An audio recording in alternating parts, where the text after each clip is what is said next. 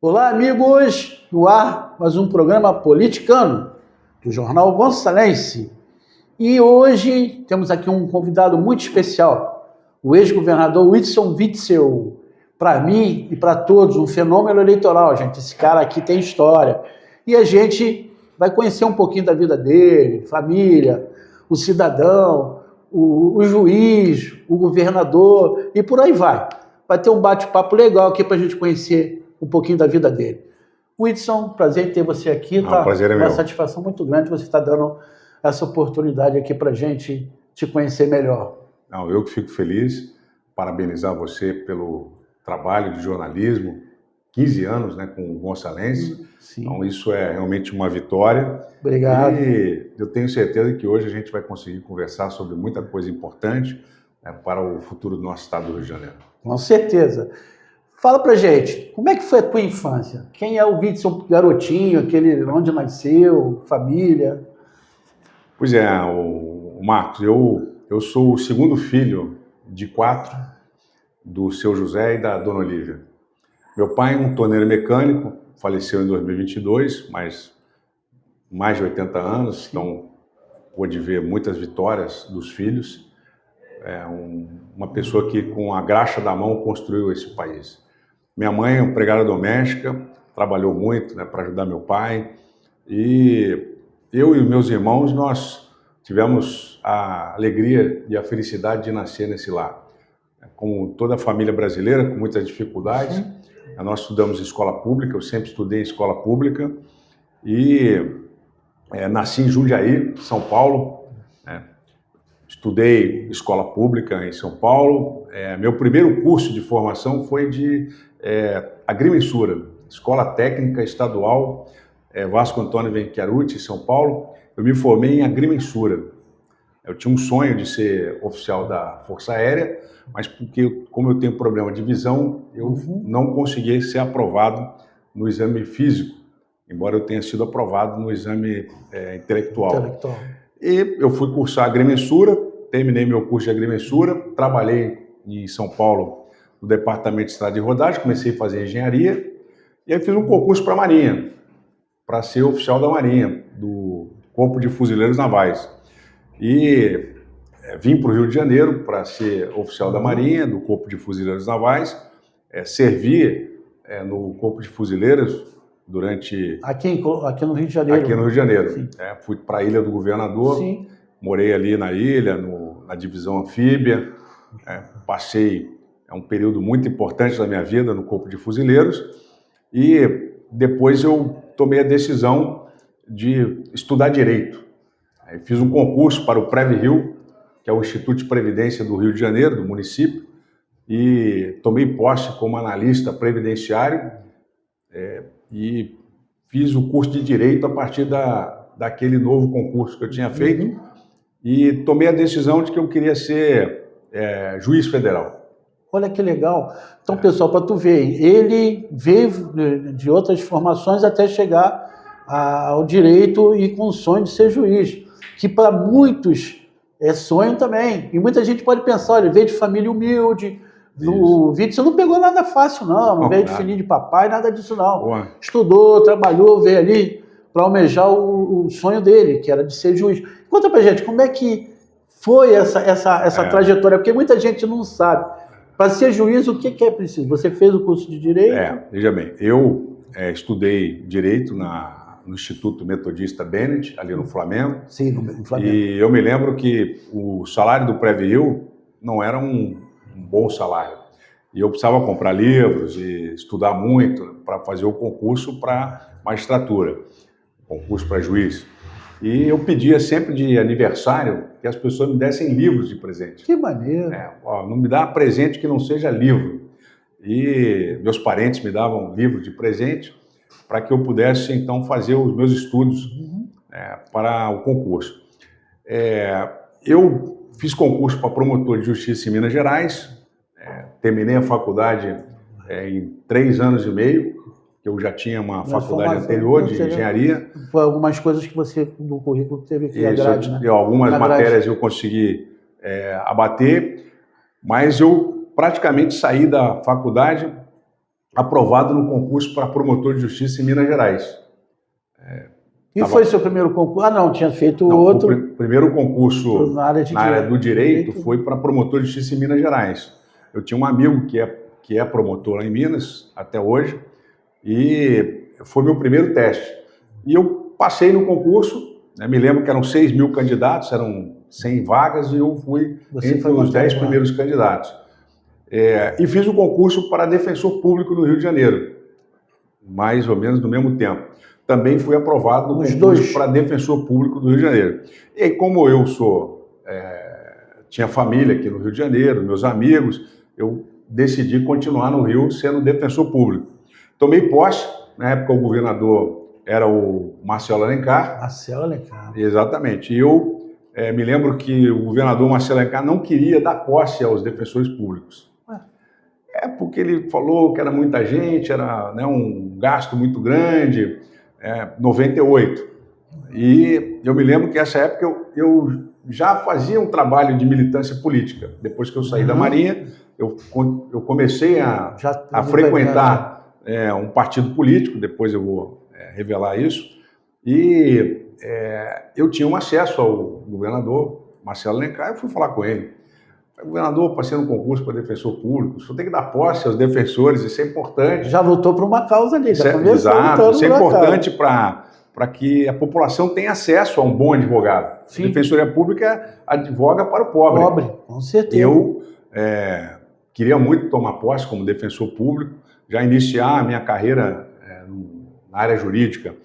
Aí depois de conversar com o governador Marcelo Alencar, e eu me lembro que ele me recebeu lá no Palácio Guanabara, tenho essa memória muito viva na minha cabeça, e a cadeira que o Marcelo Alencar usava é a mesma cadeira que eu também usei. Que legal! Seja, você fez questão de fazer... Eu pedi que fosse colocada uma cadeira exatamente igual à cadeira. Dizem para mim que era a mesma cadeira dele. Sim, sim. Então... Você já ficou guardada lá, e... Eu fiquei feliz porque... Você admirava ele. O governador Marcelo Alencar fez parte de um movimento político importante para o Brasil naquela época. Nós tínhamos aí o governo do PSDB no Brasil todo, e o Rio de Janeiro começou naquela época a respirar.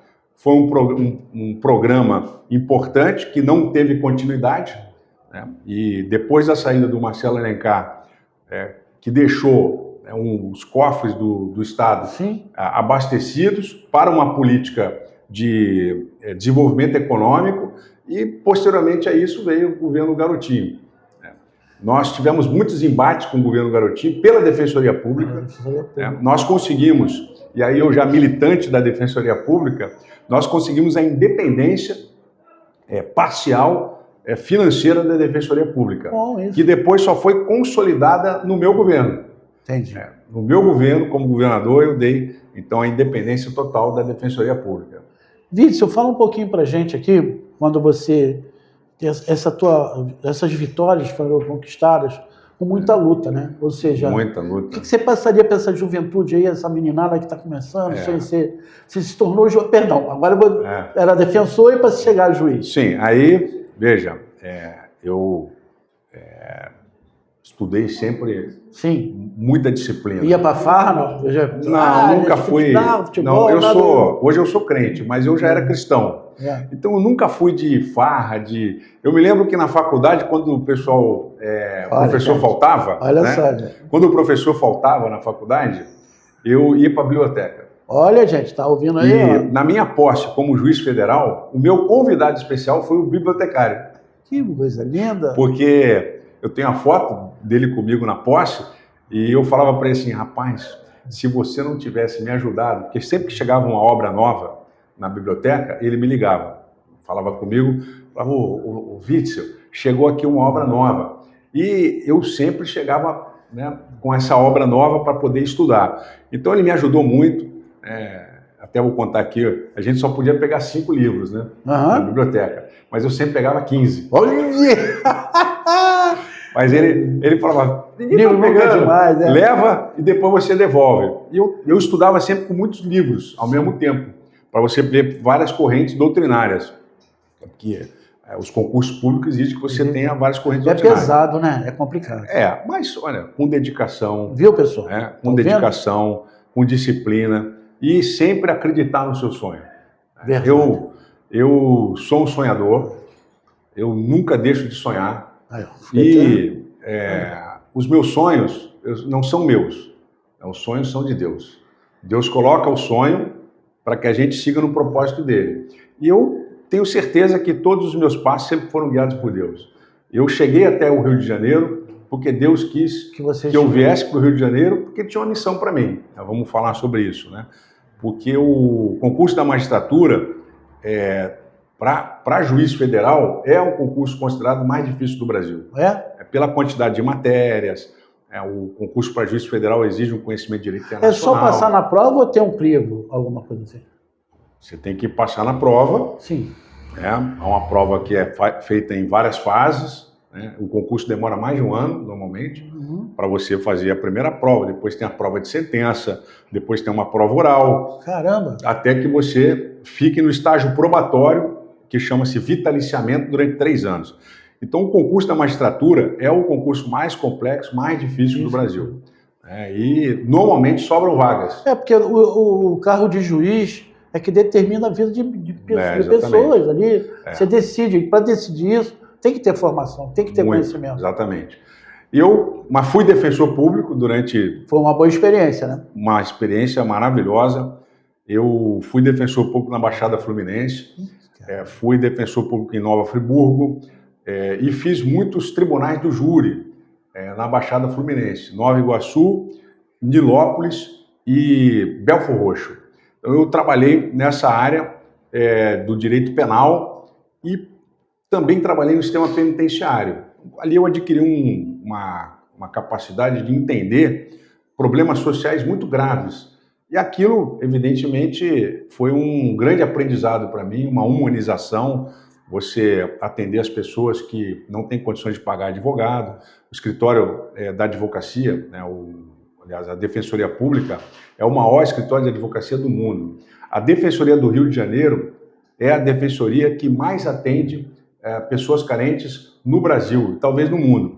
A Defensoria hoje deve atender em torno de 3 milhões de pessoas nos seus vários núcleos de atendimento. Então, foi uma grande experiência para mim na Defensoria Pública, deixei amigos queridos na Defensoria Pública e tinha um desejo de ser juiz federal. Fiz o concurso para juiz federal. Foi juiz. Tomei posse como juiz federal. Está hoje aqui comigo batendo papo aqui. Fui juiz federal durante 18 anos. Me especializei na área criminal. Sou professor de direito penal e processo penal. A minha esposa foi minha aluna de processo penal. Fui professor dela, mas nenhum relacionamento com ela durante o magistério. Eu só fui reencontrar a Helena, depois ela estava fazendo estágio na Justiça Federal, eu reencontrei com ela e, a partir dali, nós começamos a ter o nosso relacionamento e, em 6 meses, eu pedi ela em casamento. E hoje nós temos 3 filhos, o Vicenzo, a Beatriz e a Bárbara, e estamos comemorando este ano 20 anos de casamento. Parabéns, hein? Então, parabéns. A Helena é minha companheira, minha amiga, minha sócia hoje no escritório de advocacia, e é uma pessoa maravilhosa que tem me ajudado muito nessa caminhada. Ela me apoia sempre nas minhas decisões, nas mais difíceis, que foi quando eu tomei a decisão de sair da magistratura, deixar de ser juiz. Isso que eu ia perguntar. Depois de 18 anos. Você saiu de juiz, optou para entrar na política. E como é que foi isso? Surgiu, tipo assim, você largou mão de uma coisa super importante para você, mas que expectativa foi? Ô Marcos, eu sou uma pessoa movida por ideais. Eu sempre movi a minha vida pelos meus sonhos e pelo meu idealismo. Eu tinha o desejo de ser oficial das Forças Armadas, ser militar. Conquistei isso como oficial da Marinha. Entendi a geopolítica militar, a importância das Forças Armadas, a importância de nós termos um país empoderado, e aprendi muito na Marinha. né, no Corpo de Fuzileiros Navais. Tenho muitos amigos hoje lá. E tomei uma decisão que eu queria conhecer o Poder Judiciário, eu queria ser juiz federal, escolhi ser juiz federal pela competência da Justiça Federal. Eu entendia que eu precisava ajudar o país a limpar a corrupção. E tomei a decisão de ser juiz federal criminal e me especializei no combate à lavagem de dinheiro. Sim. E como juiz, eu dei muitas decisões envolvendo casos de corrupção na Polícia Rodoviária Federal. A competência da Justiça Federal envolve julgar matérias que tenham órgãos federais. E julguei também muitos casos de tráfico internacional de drogas, que envolve a logística da droga com os cartéis fora do Brasil, Medellín, na Colômbia. Exato. Então eu, como juiz federal, me especializei nessa área de combate à lavagem de dinheiro. Chegou um momento na minha vida que, de tanto nós vermos na política pessoas sem compromisso com o futuro do país, futuro do Estado, eu já tinha uma passagem pela política como militante, falou, né? como militante do PSDB.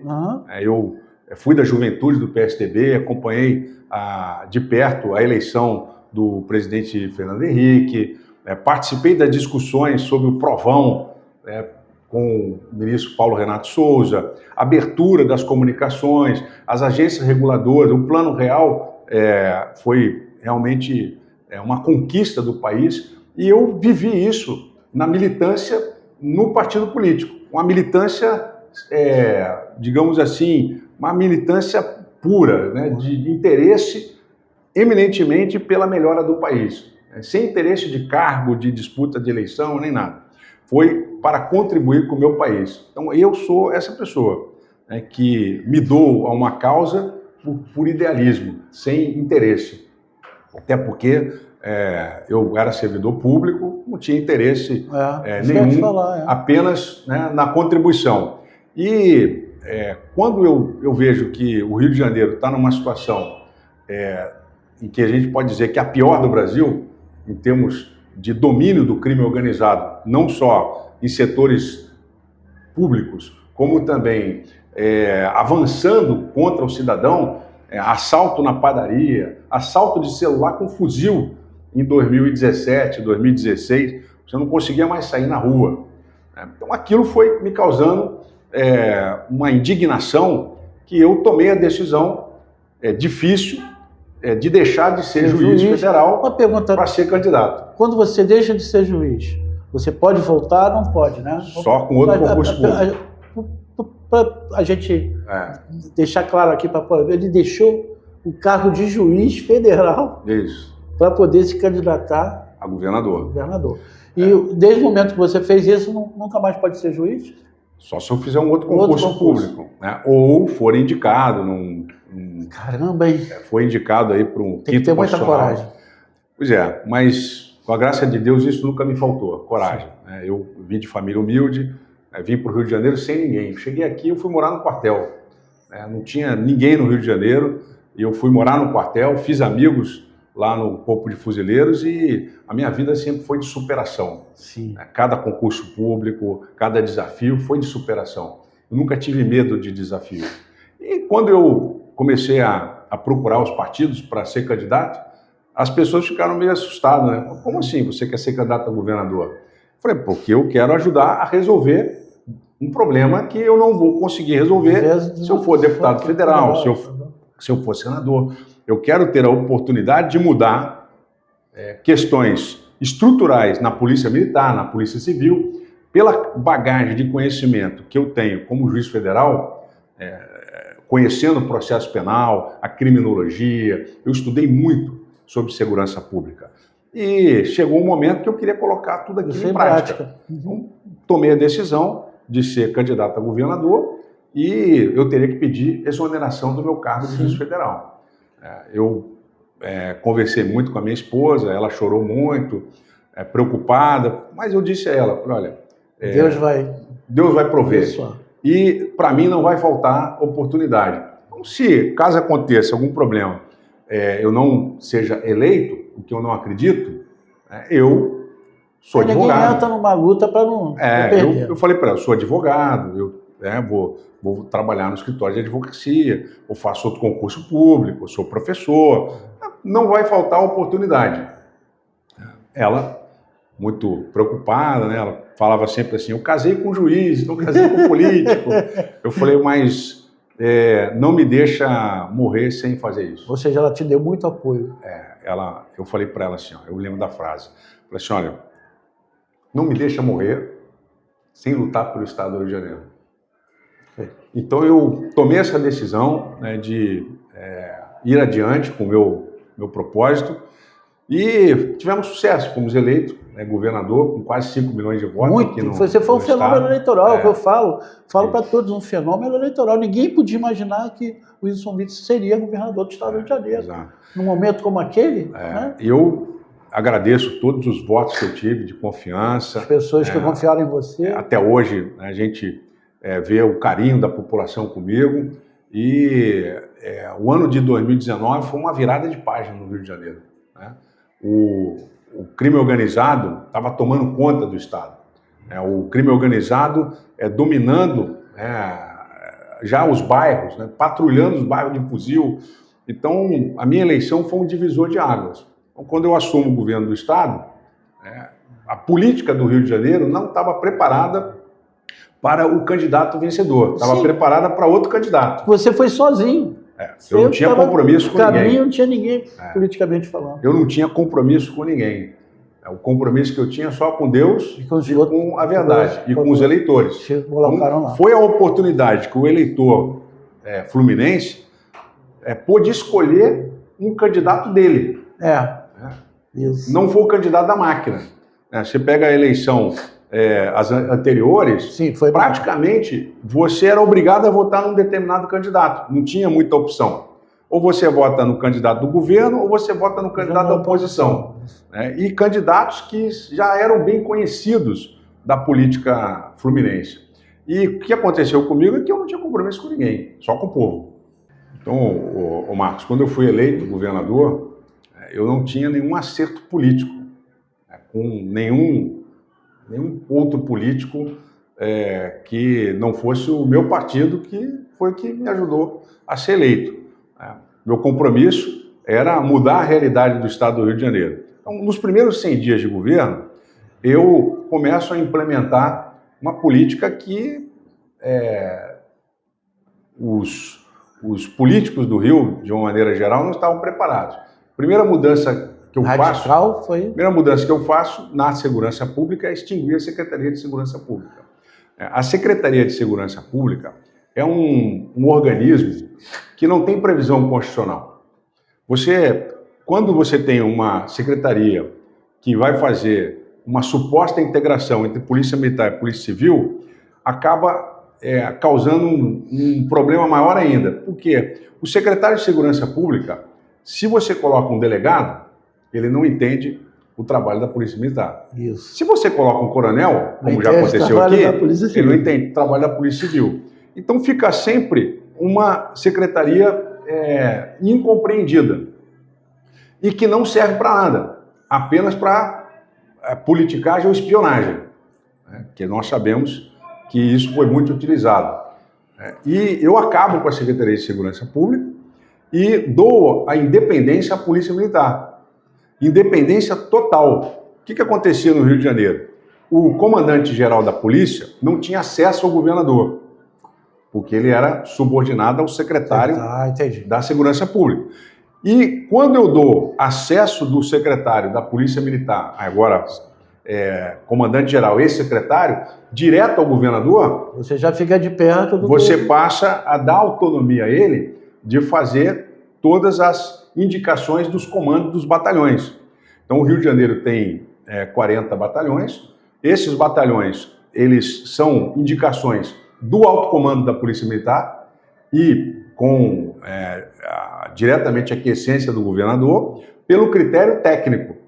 Os coronéis que são nomeados e promovidos com critérios técnicos. Eu tirei a interferência política. Até nas promoções. Então, para promover um tenente-coronel a coronel, havia indicação política. Aí, muitas vezes, se desprestigiava o mérito daquele policial que realmente se dedicava e causa na corporação um desestímulo, que era o que estava acontecendo no Rio de Janeiro. Então, quando eu assumo o governo que imponho critérios objetivos para a nomeação dos comandantes do batalhão, dos batalhões, e dando autonomia a eles e à Polícia Militar para fazer o trabalho que eles sabem fazer, que é combater a mancha criminal. Deu carta branca, né? Aí você começa a colocar as viaturas nos pontos estratégicos, na circulação, e evita que essas viaturas fiquem para atender o deputado A ou B num ponto comercial XY. De interesse, né? Exatamente. Aí é civil nessa situação. Pois vamos chegar lá. Então a Polícia Militar passa a ter um trabalho técnico e a sensação de segurança começa a aumentar para a população, porque você começa a ver a polícia na rua de forma independente, nos locais onde ela é necessária atuar. A Polícia Civil, ela é muito importante porque ela faz o trabalho após o flagrante e o trabalho de investigação. Hoje, voltou novamente a ter essa falta de divisão de trabalho. A Polícia Militar faz trabalho, muitas vezes, até de investigação, que não é para fazer, porque não tem estrutura para isso, e não é empregada para fazer o trabalho onde tem que fazer, que é no policiamento de rua.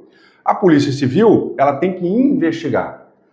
E eu criei na Polícia Civil do Rio de Janeiro um departamento específico de combate à lavagem de dinheiro. Aí que a situação ficou mais complicada para mim. Exatamente. Quando eu crio o departamento de combate à lavagem de dinheiro e começo a instruir e orientar os policiais, que eu sou professor de processo penal, além disso fui juiz federal criminal, especialista em combate à lavagem de dinheiro. Na sua área. Então, quando eu começo a estruturar e ensinar os delegados a trabalhar nessa área de combate à lavagem de dinheiro, surge um rumor de que eu estou montando esse departamento e que seria para investigar os deputados. Que isso? Sério? Mas, veja bem, se a carapuça serviu, o que eu posso fazer? Caramba! O meu compromisso é com a redução do crime organizado. Claro. Agora, se tem deputado estadual lavando dinheiro, não sei de quem, do tráfico, da milícia, isso não é um problema meu. O problema é de quem está fazendo o que é errado. Então, surgiu na Assembleia Legislativa esse rumor de que haveria uma investigação que envolveria também deputados. Como a Furna da Onça tinha prendido já 6 deputados, o presidente da LERJ, eles estavam meio que, vamos dizer assim, desesperados. E começa a haver um movimento no subterrâneo da LERJ para me retirar do governo do Estado, por conta da investigação no combate à lavagem de dinheiro. E nós começamos a fazer prisões de milicianos. Então foram vários milicianos ao longo de 2019 presos, e nós atingimos duramente a milícia no combate à lavagem de dinheiro e começamos a tirar o dinheiro também do tráfico de drogas. Fazendo buscas e apreensões em empresas, fechando empresas que lavam dinheiro do tráfico de drogas, e começou a faltar munição para determinadas facções no Rio de Janeiro. Tanto que nós fizemos uma operação na Maré, que foi a maior operação da história, com a prisão de centenas de fuzis e droga, sem dar um tiro, porque a facção que lá estava na Maré não tinha munição para entrar em conflito com a polícia. Então nós fizemos ali uma grande apreensão de drogas e de armas. Então veja, isso tudo acabou por desagradar muita gente no estado do Rio de Janeiro. Veja, atingimos duramente a corrupção em licitações. Lembrando para você que eu fui o governador que acabou com a vistoria do Detran, que era uma fonte de corrupção. Para dar um exemplo, Não é necessário, De jeito nenhum. Até porque o cidadão que vai para a vistoria está com o carro em dia. E aí eu iniciei o trabalho de vistoria nas ruas, o Detran Seguro. Sim. Então comecei a fazer um trabalho educativo. O objetivo não é pegar o carro do trabalhar que está com o pneu gasto, mas dizia a ele, olha, você tem um prazo para poder se adequar. Então, a ideia era sempre educativa. Bem democrático, né? Porque hoje é imposto. Não, exatamente. Hoje, o objetivo, né, do Detran é arrecadar. Então, nosso trabalho era mudar essa realidade e passar a ser um trabalho de educação. Evidente que aquele que fosse reincidente iria tomar as sanções devidas. Então, isso tudo acabou, né, por causar um desconforto muito grande nessa ala da política, que é uma política, digamos assim, de endividamento do Estado, né? Esses grupos, eles fazem empréstimos. Hoje nós temos uma dívida impagável. Sim. Né? Até na justiça, por sinal. Exatamente. E nós temos uma dívida impagável. Se continuar da mesma forma como sempre fizeram. O que nós fizemos... Tem saída isso? Hoje? Não, 2019 e 2020 nós estamos dando a saída. Sim. Né? Quando eu faço a desestatização da SEDAI, o dinheiro da SEDAI era para ser utilizado em áreas estratégicas de desenvolvimento do Estado. Nós temos hoje condições de melhorar a produção agrícola do nosso Estado. Né? Veja, Mato Grosso, Paraná, são estados hoje que tiveram o seu produto interno bruto, né, a sua economia, crescendo vertiginosamente com a agricultura. E o Rio de Janeiro hoje tem esse potencial. Tem o potencial, mas precisa de investimento. Só a área de produção de soja, nós temos uma área gigantesca para a produção de soja no Estado e nós precisamos estimular isso. Hoje, ninguém vai vir aqui para investir na produção de soja se o Estado não der o estímulo necessário. Então, nós temos condições de aumentar consideravelmente o PIB do Estado com produção agrícola, né, com o restabelecimento da produção de aves no Estado, né, com a produção de cana, com a produção de álcool no norte do Estado, recuperando as usinas do norte do Estado. Por exemplo, Porto do Açu é um porto que hoje está subutilizado e que precisa ser precisa ser melhor utilizado. Sim. Então nós temos condições de fazer com que a economia do Rio de Janeiro dê um salto considerável. Gerar emprego, melhora a saúde, melhora a exemplo que eu vou te dar. Hoje o Rio de Janeiro tem condições de fazer 2 estaleiros para fazer a manutenção de navios da Petrobras. Mas tem que ser um estaleiro estatal, porque a Petrobras só vai contratar se for um estaleiro do Estado.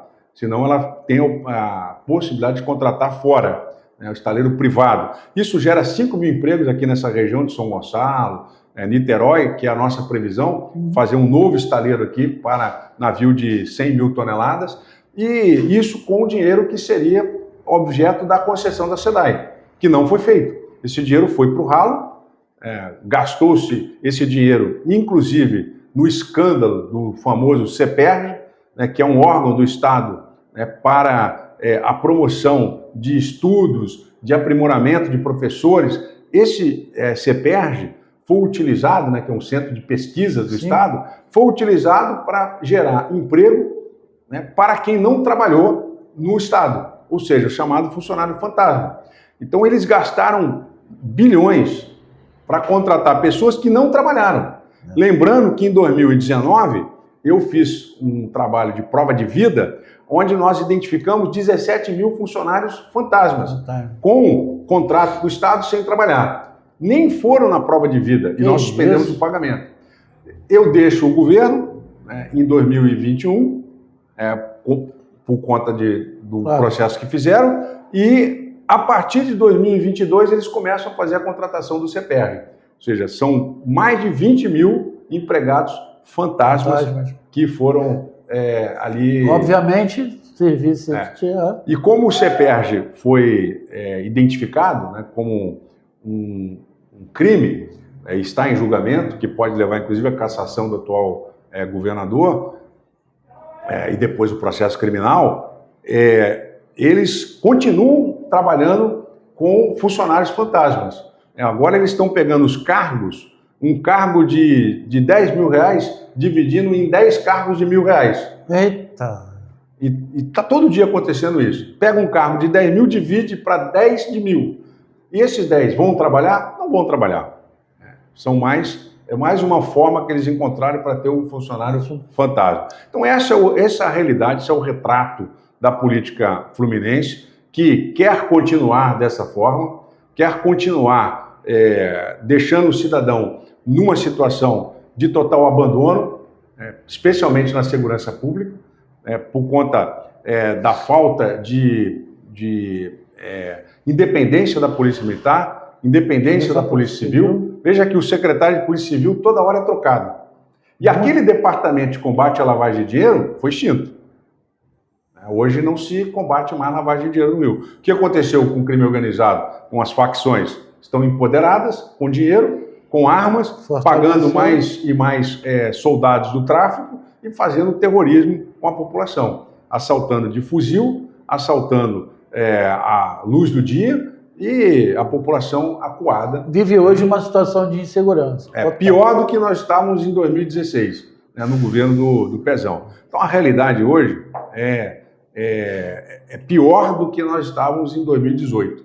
Então nós precisamos definitivamente retomar o comando do Estado para que nós possamos novamente colocar limites e propostas muito claras para levantar economicamente o Estado, dar a segurança pública necessária à população e o trabalho social para que essas pessoas não voltem mais a delinquir. Então, o nosso pensamento é que precisa realmente ter essas três linhas muito bem definidas. A linha da segurança pública, a social e a econômica. E, enfim, eu não me dou por vencido. Eu jamais vou desistir do Estado do Rio de Janeiro. E temos novidades aí, hein? Temos novidades. Sim. Pois é, Marcos, eu não desisto do Estado do Rio de Janeiro.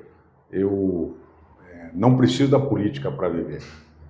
Hoje eu sou advogado, tenho meu escritório que, graças a Deus, dá um conforto para mim, para minha família. Para quem estuda, para quem tem disciplina, nunca vai faltar emprego, nunca vai faltar oportunidade. E, no meu caso, o escritório, hoje, graças a Deus, nos dá conforto para seguir adiante.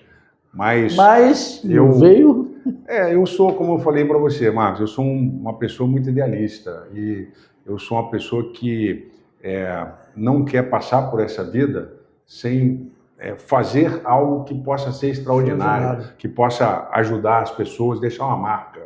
Acho que nós temos tantas pessoas com grandes exemplos no nosso país.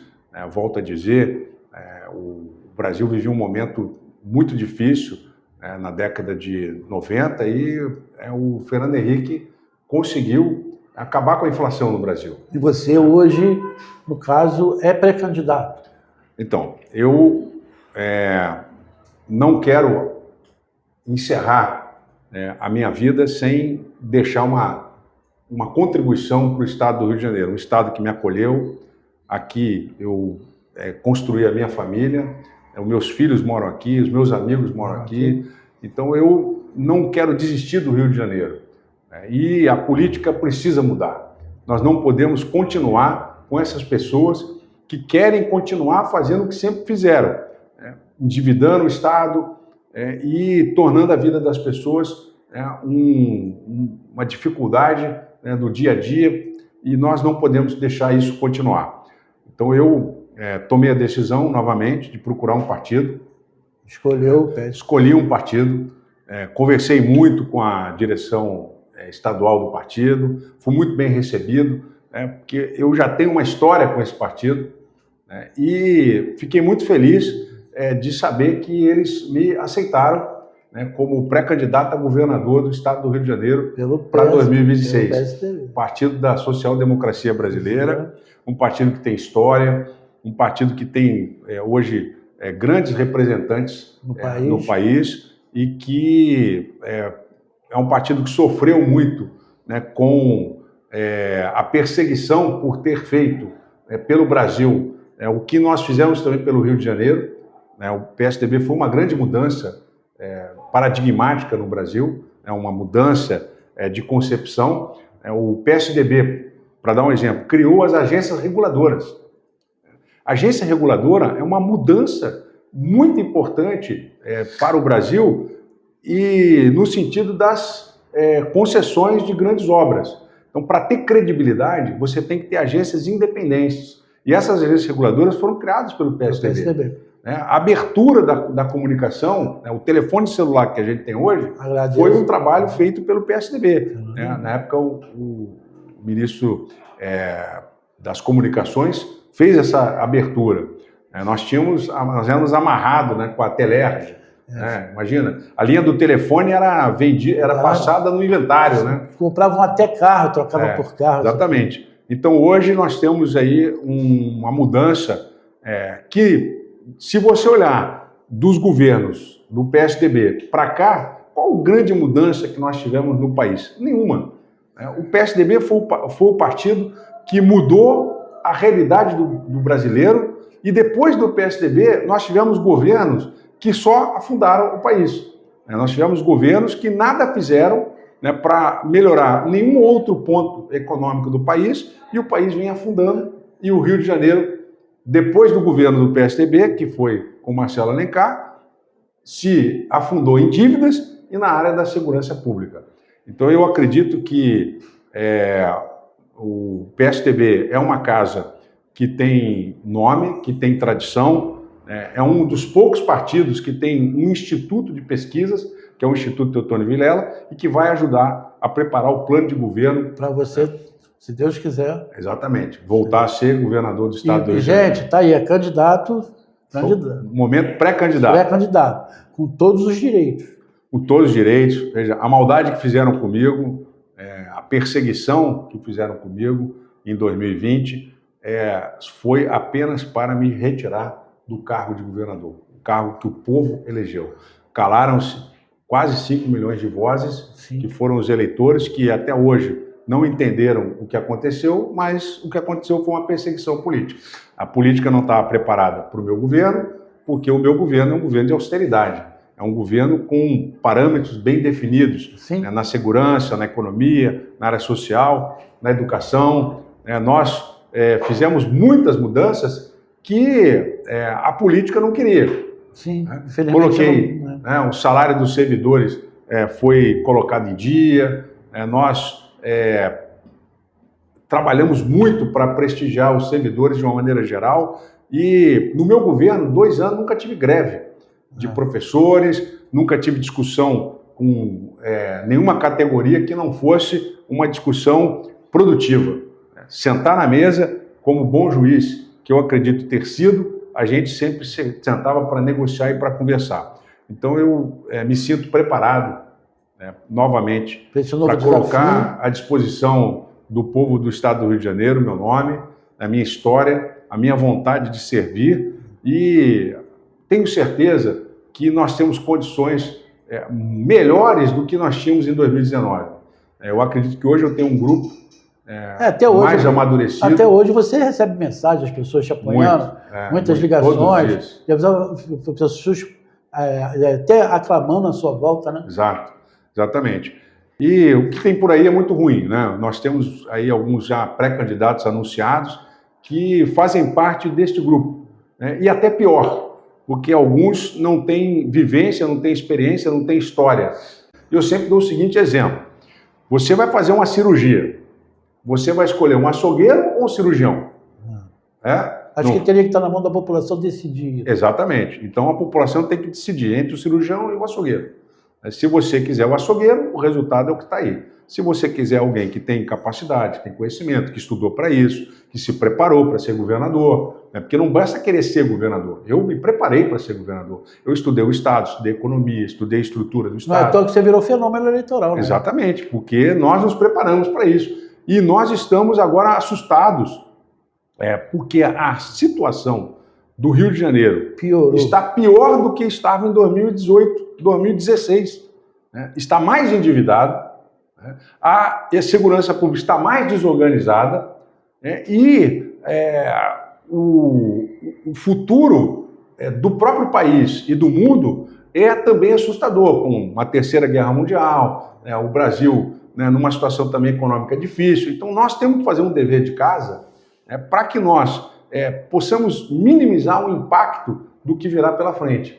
não dá para ser com amador, não dá para ser com pessoas que não têm responsabilidade, que não têm conhecimento e que não têm idealismo. São pessoas que estão ali para benefício próprio, né, que é o que a gente está assistindo. É um sujeito que não tinha nada e hoje mora numa cobertura. Né? O sujeito que entrou para a política como vereador, hoje é deputado e tem...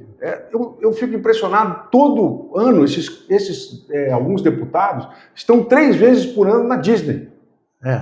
Eu fui juiz federal... Né? Meu salário é igual de deputado. Se mandar vai ser aquela coisa financiada. Eu levei meus filhos para Disney uma vez. Né? Uma vez. Guardando dinheiro para poder levar meus filhos. Eu levei uma vez meus filhos à Disney. Né? Com muito sacrifício. Tem uma casa que é no Grajaú, onde eu moro até hoje. E o que a gente vê? Que os políticos que entram moram em mansões lá na Barra da Tijuca, né? No condomínio Mansão. Mansões, por exemplo, tem lá alguns moradores ilustres da Câmara da Assembleia Legislativa do Rio de Janeiro. Então é isso que a gente tem que ficar atento. Tem que mudar, né? As pessoas estão indo para a política para se enriquecer, estão indo para a política para benefício próprio.